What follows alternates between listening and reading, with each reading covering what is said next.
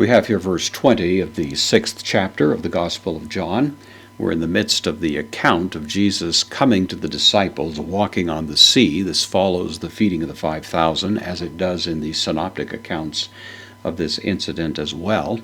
The disciples have been blown out into the middle of the Sea of Galilee by a sudden storm that befell them, and they're rowing hard against the wind, and then we have this circumstance in which they see Jesus coming to them walking on the water. They're of course terrified at the sight, don't know exactly what they're seeing, and then we have the continuation, this word of comfort and assurance that comes from Jesus. Ho, this is actually the article, but idiomatically it can sometimes be translated as he, and that's the sense here. So he, and then da, the post-positive, either but or and.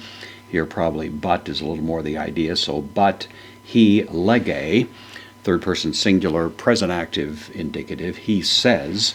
Autois, dative case, plural, masculine, he says to them. And then this remarkable formula, ego eimi, I am. It's been noted, of course, many times that John will make rather prominent use of this particular phrase, which in the Septuagint version of the Old Testament stood for the divine name, Yahweh, I am.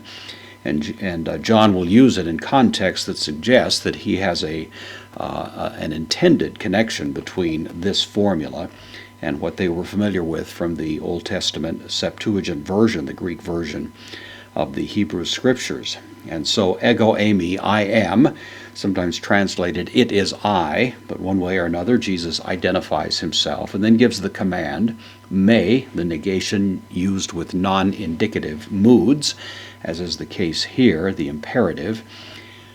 Phobesthei, this is the second person plural, present active imperative. So the command is given to them, do not fear.